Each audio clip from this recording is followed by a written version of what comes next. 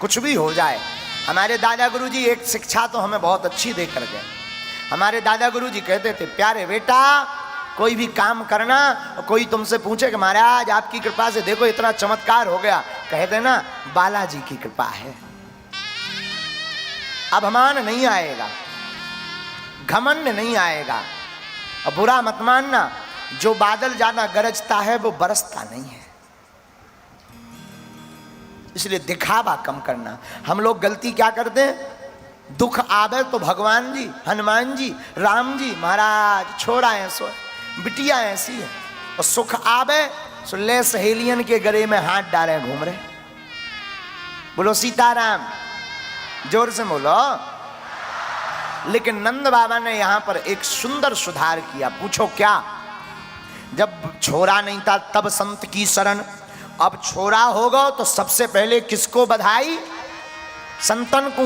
महाराज अनुष्ठान पूरा है गो, आपकी कृपाते हमारे घर में छोरा है गयो।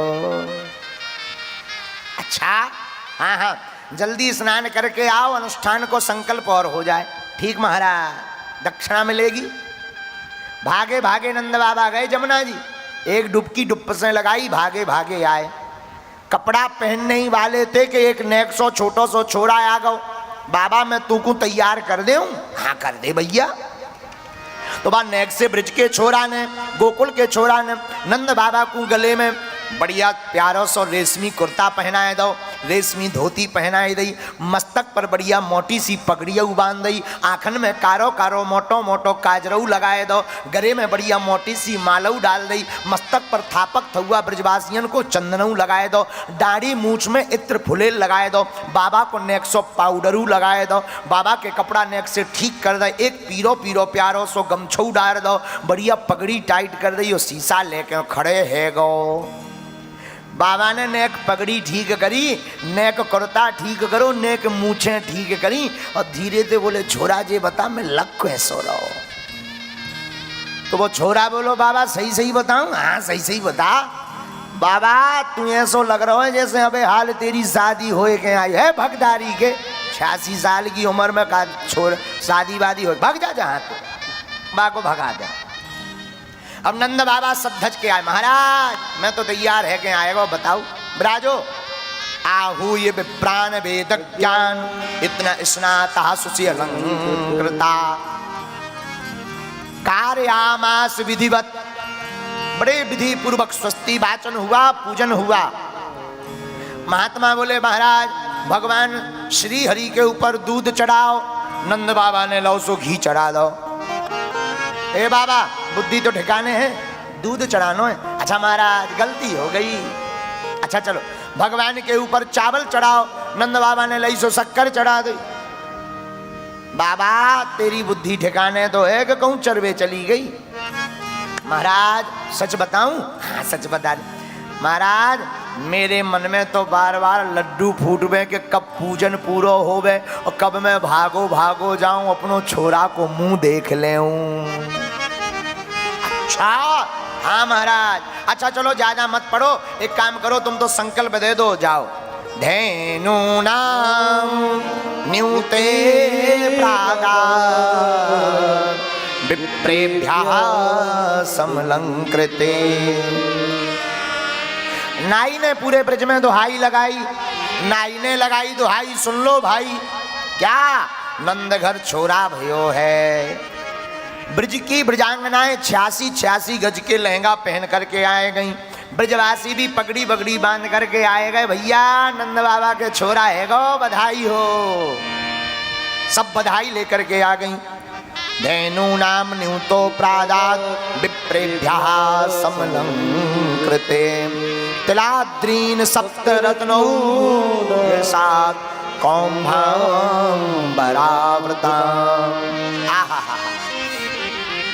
नंद बाबा ने तिल के बड़े बड़े पहाड़ दान दे दिए, गौ माता दान दे दी, लाखों गैया दान दे दी, सोना चांदी जवाहरात हीरे मोती सब ब्राह्मणों को दान दे दिया।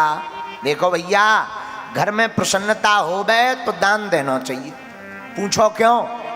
पूछो इसलिए नहीं कि हम दान लेते हैं इसलिए, ना जी ना जी ना। दान देने से जितने उपद्रवी ग्रह होते हैं वो शांत हो जाते हैं,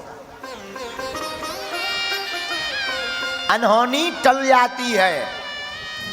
जो व्यक्ति अपने जीवन में दान करता ना, आय का दशांश 10वां भाग 100 रुपए के 10 रुपए सेवा में लगाने चाहिए। चाहे वो ब्राह्मण हो, क्षत्रिय हो और सेवक हो, चाहे वो वैश्य हो, कोई भी हो, 10वां भाग गरीब बेटियों के विवाह में, भोजन भंडारे में। ऐसा नहीं कि ब्राह्मणों को ही जैसे जरूरत हो, कोई भूखा बैठा भोजन कराओ, किसी के कपड़े नहीं है कपड़े पहना, किसी की लाली की शादी हो रही बहुत गरीब है, पूरा खर्चा भोजन का उठा लो। बन जाते हैं लाखों रिश्ते जब पैसा पास होता है, टूट जाता वो रिश्ता गरीबी में जो सबसे खास होता है। अमीरों के कोई विधायक मंत्री की बेटी की शादी हो तो लाखों के गिफ्ट आते हैं, उपहार आते हैं, लोग उधार उठा उठा कर दे जाते हैं। पर उनका कौन है जो किसी बड़े पद पे नहीं, बड़े गरीब हैं, किसी गरीब की बेटी के विवाह में जाना, तुम 500 का लिफाफा भर देकर देखना, वो तुम्हें सिर पर बैठाए घूमेगा पूरे विवाह में। दीन की मदद करना, जिसका कोई नहीं उसकी। एक घड़ी तुम अमीरों की बेटियों के विवाह में मत जाना, पर गरीब की बेटी के विवाह में बिना बुलाए सहयोग करने जाना। और हम लोग इतने प्रभावशाली लोग हैं, कई लोग तो इतने प्रभावशाली कि कोई अमीर आ जाए, बहुत बड़ा आदमी आ जाए, आइए आइए आइए, बैठिए बैठिए, बैठिए, चाय लीजिए चाय लीजिए, और कोई बैठ जाओ, कोई दीनहीन आ जाए, देखते तक नहीं है, उसकी राम राम तक नहीं सुनते, उसका प्रणाम करना तक नहीं देखते। अरे मेरे पागलो, भगवान इस धराधाम पर ठाकुर जी आए, कन्हैया आए तो दुर्योधन की मेवा त्याग दी, पर साग खाने विदुर के घर गए।